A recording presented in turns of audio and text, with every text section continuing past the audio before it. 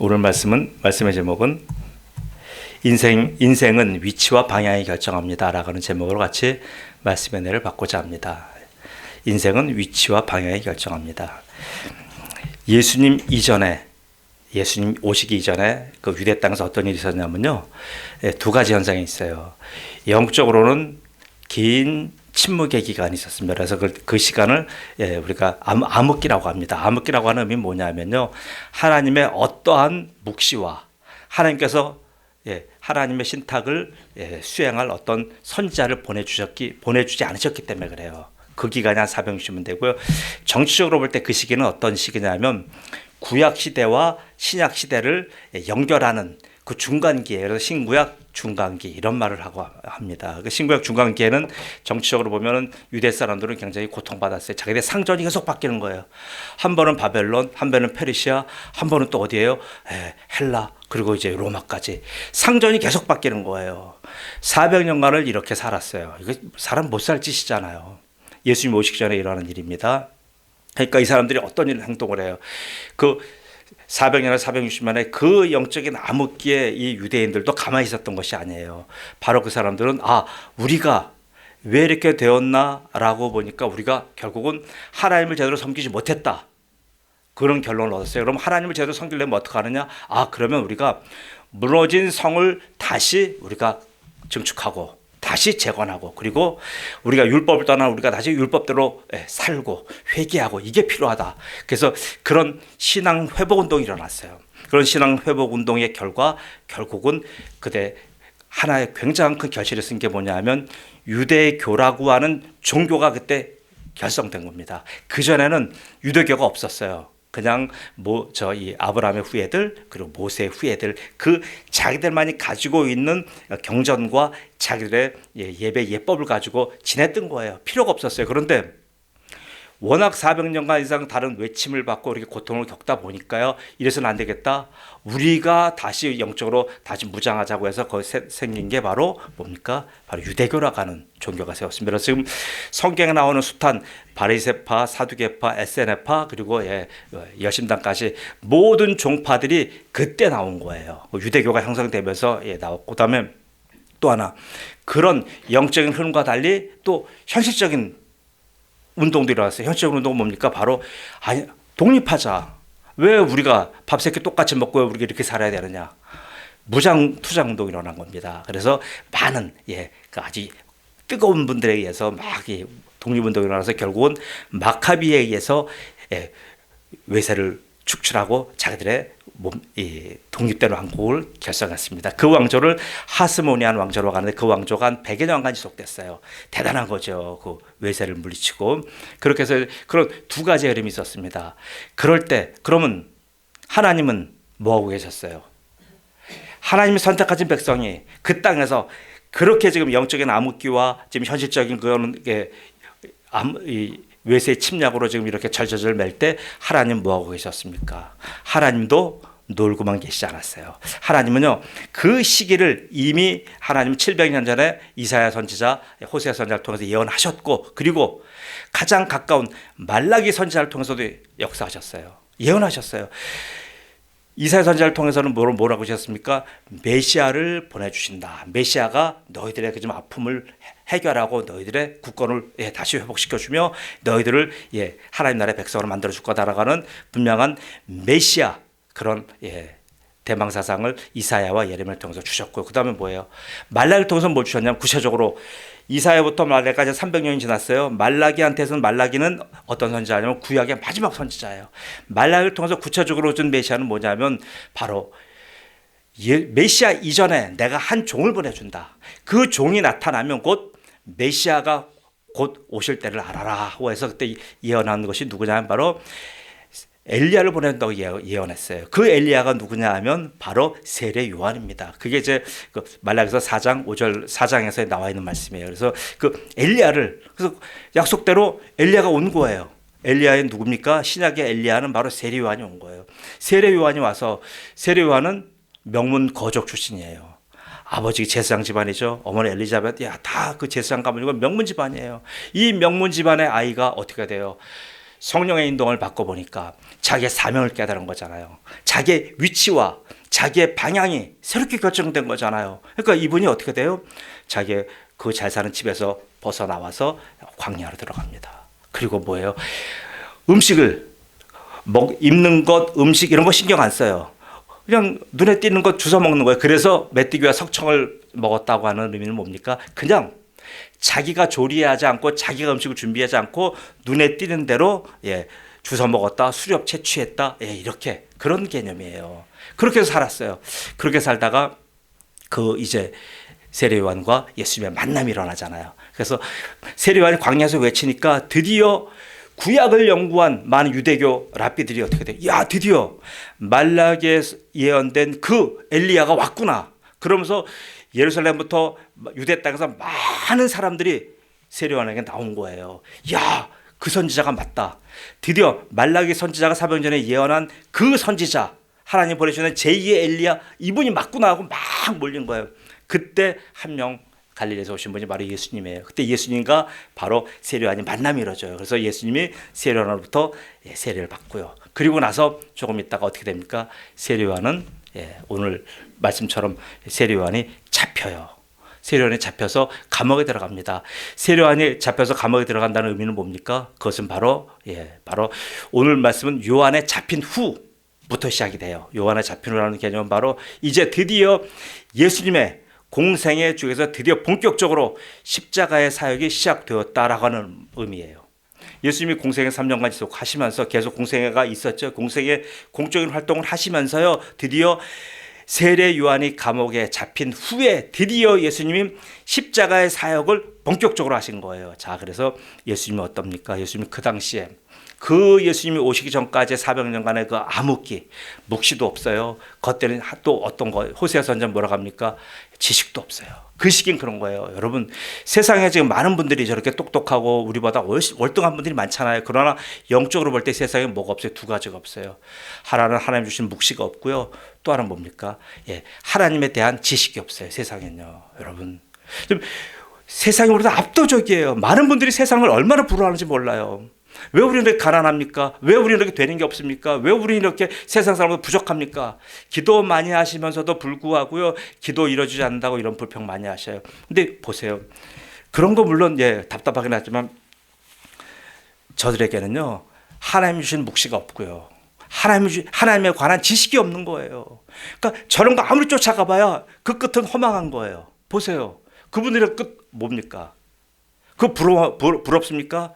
그럼 살아서 잘 누리고 잘 살고 좀 그러면 좋지요. 그건 누가 나쁘대요. 그러나 여러분, 우리가 알잖아요. 저 그렇게 많은 축복 받았고 많은 거 누려봤지만 그 당시에 제가 자발적으로 하나님 찾은 적이 없어요. 저는요. 저 없어요. 그 돈 쓰러 다니느라고 바빴어요. 그리고 노느라고 바빴어요. 제가 그랬어요. 그렇기 때문에 저는 압니다. 제가 돈 있으면 어떻게 살아갈 위인인 걸 제가 알기 때문에 제가 하나님 앞에 돈 구하지 않아요. 오히려 지금이 감사한 거예요. 보세요. 그러나 지금 뭡니까? 지금은 돈은 없고 수요는 없다 할지라도 지금 뭐가 있어요? 하나님이 주신 묵시가 있어요. 하나님이 주시는 지혜가 있고 지식이 있고요. 하나님에 관한 지식이 있는 거예요. 뭐가 더 행복합니까? 전 지금이 더 행복합니다. 저 세상 사람은 지금 우리가 볼 때는 그렇게 형통한 것 같지만 그들은 영적으로 볼 때 뭐예요? 이건 바빙크의 그 책에서 제가 한 소절 인용하는 거예요. 살 기운과 열심이 없는 인생이에요. 세상은요. 다시요. 살 기운과 열심이 없는 인생. 영적으로 볼 때요. 그들 부지런히 살고 부지런히 모으고 그렇게 하고 결국 어떻게 돼요? 마지막에 병원 갖다 주고 인생 끝내잖아요. 이 세상 사람의 인생은 그런 거예요. 열심히 벌자, 모으자, 그리고 마지막에 병원 갖다 주자. 그리고 병원에서 임종을 맞이하자. 그거잖아요. 그런 인생을 가지고 영적으로 볼 때 뭐라고 해요? 살 기운과 열심이 없는 인생인 거예요. 우리는 그런 인생에 우리는 종말을 알기 때문에 우리는 그런 거 부러워하지 않잖아요. 자, 그런데 문제는요. 신앙생활을 하시면서도요. 이렇게 살 기운과 열심이 없는 사람들이 있어요. 이게 답답한 거예요. 신앙생활 하면 주님으로 만족해야 되는데도 불구하고 살 기운과 열심히 끌어진 분들이 의외로 많아요. 자, 그런 분들 때문에 여러분, 근데 실망하지 마세요. 그런 분들 때문에 예수님이 오신 거예요. 예수님이 오신 것은요, 참 우리가 저렇게 세상 사람처럼 살 수도 없고 그렇다고 해서 우리가 지금 어떤 보람이 없는 우리 인생들에게 살 기운과 열심을 주시기 위해서 예수님이 오신 겁니다. 자, 그래서 오늘 저는 이 본문 말씀을 가지고 예전에는 하나님의 복음과 하나님의 나라에 대해서 제가 초점을 맞춰서 그때 설교했어요. 오늘은 그게 아니고요. 그러면 우리가 어떻게 살 것인가에 대해서 초점을 맞춰서 말씀을 나누고자 합니다. 예.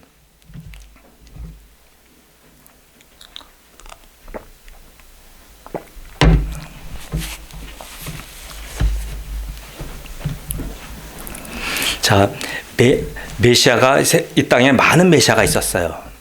자기가 구주라고 하는 사람들이 많이 있었어요. 그러나 성경이 말하는 메시아의 조건은 딱 하나예요. 바로 뭡니까? 오늘 본문에 나온 말씀이 그겁니다. 구원주의 조건은 하나가 있어요. 뭐냐 하면 바로 하나님의 복음과 하나님의 나라에 대해 아시는 분이에요. 결국은 하나님의 복음을 갖고 와야 되고요. 하나님의 나라를 통치하시는 분이래야 메시아의 조건이 되는 거예요. 그분이 구원주예요. 여러분, 이단 교주들 잘 보세요. 우리보다 성경도 많이 알고 똑똑하고 엄청나게 많은 출중한 능력을 가졌어요. 그러나 그분들은 뭐가 없습니까? 그분들은 하나님의 복음을 왜곡하고 있어요. 그분들은 하나님의 나라라고 하면서 자기 나름대로의 성을 만들고 자기 나름대로의 어떤 그런 조그만 도읍지를 만들고 어떤 들어가서 그 땅을 사서 거기서 살아요. 그게 하나님의 나라입니까? 아니잖아요. 하나님의 나라 아니에요. 이단 교주를 치고요. 자기의 영역이 구분되지 않은 사람들 다 있어요. 다 뭐 어마어마한 땅을 사가지고 거기 들어가 살아요. 성 꾸며 살아요.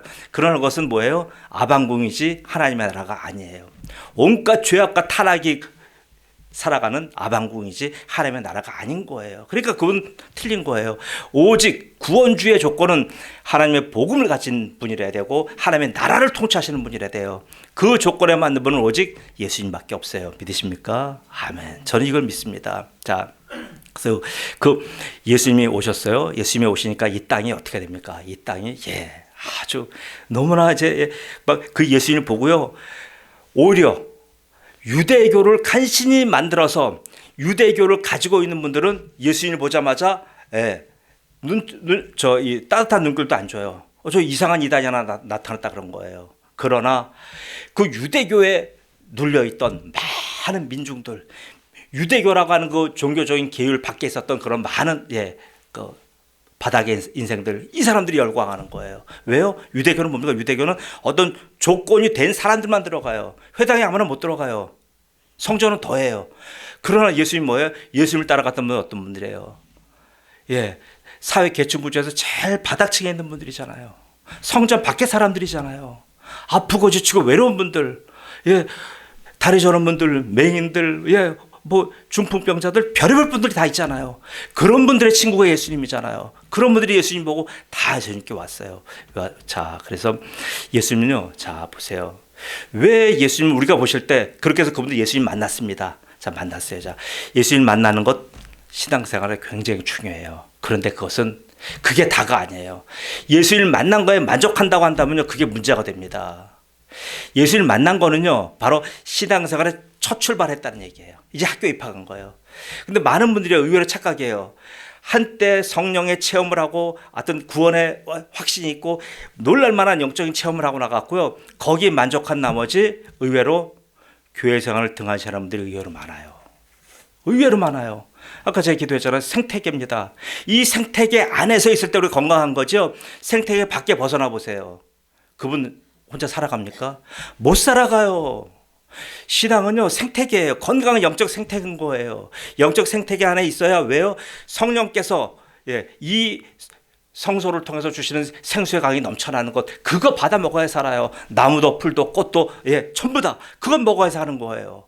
그건 먹지 않고 어떻게 살아갈 방법이 있어요? 없어요. 저도 없는 거예요. 저도 제가 말씀을 전하는 사람이면 저도 제가 이 성전을 떠나면, 제 교회를 떠나면 저도 말씀의 공급함을 굉장히 갈급한 거예요. 자, 그럼 예수를 만났어요. 예수를 만나서 많은 분들이 지금 저렇게 세상을 떠돌아다니는 분들이 많아요. 자, 그럼 우리가 여기서 하나 주목할 필요가 있습니다. 자, 여러분, 제가 하나 질문 던질게요. 예수를 만났는데 그럼 복음은, 하나님의 나라는 예수님이 어디에 있습니까? 잘 보세요. 랍비들은요, 그 당시 예수님이 오실 때 그 세상은 랍비들의 세상이잖아요. 랍비들은 어떤 사람들이 랍비냐면요, 경전을, 율법을 해석하고 율법을 주석하고 율법을 가르치는 사람들이에요. 그럼 뭐예요? 자기들 손가락질하면서 가르치는 거지 자기들 가는 사람이 아니에요. 그럼 뭡니까? 결국은 랍비란 거는요, 험한 랍비라는 거예요. 그래서 예수님 뭐래? 저들이 하는 말은 믿지만 저들의 행동은 따라가지 말라 그러시잖아요. 험한 선생이고 험한 랍비인 거예요. 지금 이런 사람들 얼마나 많은지 몰라. 예수님은 예수님의 복음은 어디에 있어요? 예수님은 말씀하신 대로 살았어요. 그래서 저는 이렇게 오늘 여러분들 설명드리고 싶습니다. 그럼 하나님은 그 복음을, 하나님의 나라를 예수님의 어디에다가 맡겨두셨을까? 저는 오늘 성경 말씀을 통해서 여러분들 얘기합니다. 저는 예수님의 등 뒤에 어깨 가까이에다 그렇게 복음을, 하나 쪽은 하나님의 복음, 하나님의 나라를 저는 올려놨다고 저는 그렇게 봅니다. 왜요? 예수님 앞에서는 보지를 못해요. 뒤에를 가야 보이는 거예요. 왜요? 예수님은요, 누가복음 19장 말씀대로 어떤 분이에요? 예수님은 십자가를 향하여 앞으로 나가시는 분이에요. 앞서서 나가시는 분이에요. 예수님 단 한 번도 제자들 보고 예수님 뒤에 계시면서 사령부 계시면, 야, 너 나가 전도회 와, 너 나가서 저 기도해, 너 나가서 바보도 와, 그러신 적 없어요. 예수님은 3년 동안 공생애 하시면서 항상 예수님이 앞장서셨어요. 항상 직진하셨어요. 예수님 십자가를 향해서 이 손으로 후퇴하신 적이 한 번도 없어요. 앞에 가셔. 그러면 예수님의 제자들은 뭡니까? 예수님의 등을 보고 쫓아가는 거예요. 그래서 예수님 뭐라고 말씀하셨어요? 예수님 만나러 많은 분들에게 다 똑같은 말이에요. 나를 따르라. 나를 따라오라는 얘기예요. 그 오늘 여기서 회개하고 복을 믿으라 이 말씀이 오늘 15절에 그래요. 그 말씀의 의미는 뭐냐면요, 회개라는 것은 예수님의 등 뒤에 서 있지 않은 것을 회개하라는 얘기예요. 뭐 윤리적이고 도덕적이고 삶에서 살아가는 여러 가지 내가 불합리한 것 회개하라는 그런 개념이 아니에요. 회개라는 건 뭐냐면 내가 예수님과 같은 트랙에 서 있지 않은 것을 회개하라는 얘기예요. 우리 단거리 할 때 그러잖아요. 단거리 할 때 자기 트랙이 있어요. 그 오픈시킬 때까지 자기 트랙만 뛰어가야 되는 거잖아요. 자기 트랙 밖에 가면 반칙이에요. 예수님이 걸어가시는 그 트랙을 우리가 계속 쫓아가야 되는 거예요. 그게 원칙이에요. 그런데 보세요. 많은 분들은 예수님의 등 뒤에 서 있지 않아요. 근데 예수님 한번 만나고 예수님 절하고, 부자 청년이 그렇잖아요. 부자 청년이 예수님 만나고 앞에서 만나서 절하고, 갖은 고담주는 다 하고, 그리고 결국 어떻게 돼요? 돌아갔잖아요. 자기의 삶으로. 지금 요즘 세상에 그런 사람들이, 그런 그리스도인이 얼마나 많아요. 예수님의 제자라는 건 뭐냐면요, 성도라는 건 뭐냐면요, 예수님의 등 뒤에 서 있는 사람들이에요. 여러분 만약에 지금 예수님이 서 있는 트랙에 서 있지 않는다고 한다면 그것 회개하셔야 돼요. 내가 무슨 잘못, 어떤 죄, 도덕적이고 윤리적 이런 거가 우리 성경에서 회개하는 죄가 아니에요. 그것도 죄의 목록에 들어가지만 우리가 진짜 토해야 되고 우리가 토설해야 될 죄는 뭐냐면요, 내가 예수님의 트랙 뒤에 서 있지 않은 것, 그것 회개해야 돼요. 또 하나는 뭡니까? 그리고 우리가 예수님과 방향을 맞추지 않는 것. 예수님이 위치는 우리가 뒤에 서 있어야 되고요. 또 방향은 뭐예요? 예수님이 가는 곳에 가야 되고, 예수님이 서야 되는 곳에 서야 되고, 예수님이 외치는 곳에 외쳐야 되고, 예수님이 쉬는 곳에 쉬어야 되는 거예요. 그게 우리의 방향성이에요. 그래서 예수님은 나를 따르라 그랬지, 내 앞서가라 그런 말 한 번도 하신 적이 없어요. 근데 우리는 뭐예요? 오히려 많은 그리스도인들이 이제 예수님을 만난 것에 만족해서 그 다음부터는 뭐예요? 예수님 만났으니까 이제는 자기 인생 살려고 해요. 자기의 계획대로 살아가려고 해요. 그리고 왜 우리가 기도 제목 주님께 그렇게 올려드려도 안 이루어지는 이유가 뭡니까? 바로 예수님의 트랙에 서 있지 않고요, 예수님의 등 뒤에서 예수님의 어깨를 바라보고 가는 거 아니잖아요. 우리는 뭐예요? 예수님의 저 너머에 있는 걸 자꾸 보려고 들어요. 예수님의 저 너머에 뭐가 있어요? 예수님이 가르치는 손끝에 뭐가 있어요? 그 세계를 자꾸 보려고 들어요. 아니요. 우리는요, 예수님 뒤에서 예수님이 가시는 곳, 그것 쫓아가는 거예요. 예수님 멈추면 멈추고, 예수님 가시면 가고, 예수님 외치면 외치는 거예요. 그게 바로 오늘 복음을 믿으라예요. 여러분, 믿으라가 뭐예요? 믿으라는 건 어떤 지식을 얘기하는, 지식적인 내용을 말하는 게 아니에요. 성경의 지식적인 내용을 아무리 많이 알고 있다 할지라도요, 그분이 예수님 뒤에 서 있지 않고 위치가, 그분의 방향이 예수님을 따라가지 않는다고 한다면 그것은 의미가 없어요. 지금 그런 분들이 얼마나 많아요. 많은 분들 만나보면요, 예수님에 관한 지식이 축적한 분들이 굉장히들 많아요. 그런데 거기까지예요. 그분들은 예수님을 따라가는 삶을 살지 않아요.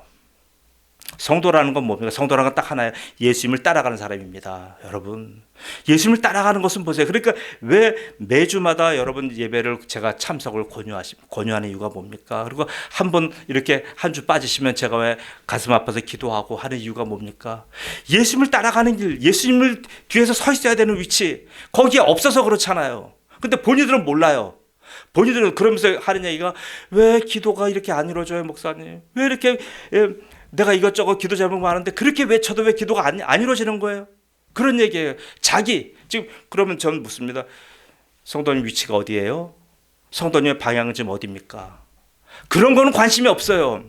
자기가 지금 서 있는 위치와 자기가 가는 방향은 전혀 지금 주님과 관심이 없고 자기의 요청만이 지금 중요한 거예요. 그럼 중심이 뭡니까? 그분이 계속 자기 중심에서 지금 신앙생활을 하는 거예요. 그게 기독교입니까? 아니에요. 여러분, 기도는요, 부처님 앞에서도 얼마든지 기도하고요. 어떤 그림이나 어떤 돌상 하나 갖다 놓고 엄청나게 기도해요. 그 기도 제목이 뭡니까? 다 자식 잘 되게 해달라, 남편 잘 되게 해달라, 무슨 이것저것 무병장수게 해달라, 다 그런 거잖아요. 그런 기도 안 하는 종교가 어디 있어요? 다 해요. 그럼 우리가 지금 그런 기도하고 들어주십시오라는 게 기독교입니까? 아니에요. 기독교는요, 바로 우리가 예수님을 뒤에 서 있는 거예요. 그리고 예수님의 우리가 어깨를 바라보고 가는 거예요. 여러분, 자꾸 그래서 오직 가면 구약성경에 그러잖아요. 하나님의 얼굴을 본 자는 살아남지 못한다 그러잖아요. 자꾸 하나님의 얼굴 보려고 하는 게 아니에요. 예수님의 얼굴 봐서 뭐 할 거예요? 우리는 예수님의 등 뒤에 서 있어야 되고요. 예수님이 걸어가시는 그 걸음 한 걸음 한 걸음 쫓아가면 되는 거예요. 자, 그래서 사랑하는 성도 여러분, 바빙크가 얘기했어요. 우리가 이 기독교에서 참 중요한 건 뭐냐면 이 말씀에 대한 교리 굉장히 중요해요. 이것을 잘하는 사람 누구냐면 랍비예요. 랍비들은 성경 말씀을 가지고 교류화시켜서 가르치는 것 굉장히 잘했어요. 그러나 그것만 하다 보면요, 결국 어떻게 됩니까? 나중에 예수님과 멀어져요. 그래서 우리는 말씀과 교류와 함께 그 말씀이 우리 삶에서 사실이 돼야 되는 거예요. 말씀과 사실이 중요한 거예요. 말씀을 사실화시켜야 되는 거예요. 이거는 누가 알아요? 이거는 예수님의 등 트랙 뒤에서 예수님을 쫓아가는 분들이 경험하는 거예요. 그건 성령께서 우리에게 그렇게 이렇게 경험시켜 주셔요. 여러분, 말씀이 사실화되는 것, 여러분 다 그런 경험이 있을 거예요. 그런 것을 가지고 말씀하실 때 그걸 우리가 간증이라고 하잖아요. 여러분, 그 말씀이 사실화되는 역사가 없으면은요, 예수 믿는 게 너무나 힘들어요. 왜 이러지? 왜 이렇게 팍팍하지? 왜 나는 밤낮 이렇게 예수 믿고 쫓아가는 게 이렇게 힘들지? 버겁지? 이런 얘기가 되는 거예요. 자, 그래서 예수님은요, 우리에게 어떤 특별하고 신묘막측한 거 요구하시는 게 아니에요. 우리가 예수님 뒤에 서 있고 예수님의 어깨만 보고 묵묵히 따라가면 이 말씀이 사실이 되는 그런 역사를 경험하게 돼요. 왜요? 내가 경험하고 싶어서 하는 게 아니라 성령께서 그렇게 우리에게 도와주시는 거예요. 기독교 역사는요, 이렇게 성령께서 우리로 하여금 그렇게 만들어주시는 거지 내가 만들어내는 거 아니에요. 근데 우리는 자꾸만 내가 만들려고 해요. 내가 성을 쌓고 내가 만들고 내가 추구하고. 아니요, 기독교는 그거 아니에요. 우리는요, 예수님 등 뒤에, 어떻게 보면 기독교가요, 그래서 무척 수동적인 거예요. 무척 어떻게 보면 뭐 이렇게 나이브해요. 뭐 이렇게 기독교가 저렇게 열정적이지 아니에요. 여러분, 저도 그렇지만 많은 기독교인들 실수가 뭐냐 하면 열정이 넘칠 때 실수가 나와요. 열정이 넘칠 때 잘못될 확률이 많아요. 우리는 오히려요, 우리의 위치는 예수님의 뒤에 딱 서 있으면 돼요. 예수님 나를 따르라고 했지 내 앞서 가라고 한 적 한 번도 없어요. 여러분, 예수님 앞에 앞서가는 전초병이 아니에요. 우리는 예수님의 뒤에서 서 있고요, 예수님만 바라보고 예수님 양 어깨만 보고 쫓아가시면 돼요. 그런데 그러지 않고 자기가 독자적으로 동서남북을 바라보면서 취해요. 그럼 어떻게 됩니까? 롯과 같이 살게 되는 거예요. 롯이 그랬잖아요. 동서남북을 바라보니까 여기도 가고 싶고 저기도 가고 싶고 결국 어디로 갔어요? 소알 땅으로 갔잖아요. 소돔과 고모라 땅으로 갔잖아요. 이렇게 되는 거예요. 내게 주도권이 돌아오면요, 내 인생의 주도권이 내게 있으면 우리는 결국은 소알 땅에 가서 살 수밖에 없는 그런 인생이 됩니다. 그래서 우리 인생이 행복하려면요, 여러분, 내 위치는 어딘가, 내 방향이 어딘가, 여러분 이거 잡으셔야 돼요. 기독교는 그거예요. 그거 잡지 않으면요, 많은 부분에 있어서 여러분 혼란이 옵니다. 자, 그래서 말씀을 마칠게요. 믿음은요, 예수님을 따르는 거지 예수님에 대해서 공부하는 거 아니에요. 자, 다시요. 믿음은 예수님을 따라가는 거지 예수님에 대해서 지식적으로 공부하는 거 아니에요. 복음은 뭐예요? 복음은 예수님이 걸어가신 길이 복음이란 말이에요. 그 길을 따라가는 것이 바로 우리가 예수님을 믿는 거예요. 저는 오늘 이 아침에 모신 사랑하는 성도 모두가 저는 이런 분들 됐으면 좋겠어요. 성경 지식 좀 부족해도 괜찮아요. 예, 성경 뭐 어디 찾으라고 해도 막 헤매도 괜찮아요. 그것 때문에 구원 못 받는 거 아니에요. 오히려요, 저는요, 예수님한테 초점 맞추고요, 예수님이 걸어가신 그 길, 예수님의 뒤에 서서 예수님만 바라보고, 예, 그 예수님이 하시는 그 길을 나한테 받아들이고 묵묵히 걸어가시는, 저는 다 그런 분들 되길 바라요. 그래서 여러분, 그렇게 되면 여러분들이 어떻게 돼요? 이제 그런 분 한번 소개할게요. 이제 시간이 이제 괜찮기 때문에. 그런 분 한 분 있어요. 여러분 혹시 이 지역에 많이 사신 분들은 알 거예요. 남경필 의원 아시잖아요. 남경필이라고 하는 분 아시잖아요. 그분은 지금 모르는데 과거만 해도 많은 기록들을 갖고 있어요. 33살에 그 사람이 국회의원, 최연소 국회의원이 됐어요. 5선을 했습니다. 20년을 국회에 있어요. 얼마나 잘 나갔습니까? 그러니까 이 사람 표를 받아야 되니까 수원의 중앙침례교회 교인이었어요. 뭐 거듭난 그리스도인이 아니라 그냥 명목상 교인이에요. 자기 입으로 그런 거예요. 이런 그분이 어느 날 어떤 사건 때문에 은퇴했는지 몰라도 은퇴를 했어요. 이제 은퇴하고 정계에서 은퇴하고 있다가 그분이 갑자기 또 막 일이 막 나오더라고요. 나온 거는 맏아들이 마약의 중독에 연루가 됐어요. 그래서 구속되고 막 이런 과정을 통해서 남경필 그 집사가 이제 거기서 하나님의 무릎 꿇게 된 거, 하나님 도와주세요. 도대체 어떻게 됩니까? 지금 제가 이렇게까지 노력하고 여태까지 살아온 모든 것이 다 무너집니다. 저 마약 중독을 도대체 막을 방법이 없어요. 어떻게 해야 됩니까? 그런 도중에 이제 기도하는데 하나님의 음성이 들려와요. 하나님의 음성이 어떤 음성이 들렸습니까? 쭉 들리는데, 자, 그런 음성이 들리더래요. 자, 지금 네가 만난 너의 장남의 저 일은 네가 해결할 수 없다. 네가 아무리 아버지고 아들이라고 할지라도 네가 해줄 수 없는 한계가 있다. 그 아들을 내게 맡겨라. 이제부터 내가 그 아들을 컨트롤하겠다. 대신 너는 지금 저와 같이 많이 마약 중독에 빠져있는 그 젊은이들에게 나가서 너는 저들에게 마약의 위험성을 알려라. 이런 음성을 들었대요. 내적인 음성을 듣고 그때 비로소 남경필 집사가 거듭난 거예요. 성령을 체험하고 새롭게 거듭난 거예요. 그래서 그분이 지금 하고 있는 일이 여러 가지 일 중에 그 중에 하나가 지금도 여전히 마약 퇴치 전도사 역할을 하고 있어요. 보세요. 그거 뭡니까? 그전에는 자기가 교인이었고 큰 교회에서 그렇게 많은 표를 받는 각광받는 정신이었지만 그는 예수님의 트랙 거기 뒤에 서 있지 않았잖아요. 그리고 예수님의 양 어깨를 바라보고 같이 뒤에서 쫓아가지 않았잖아요. 소알 땅에서 자기 마음대로 살아갔잖아요.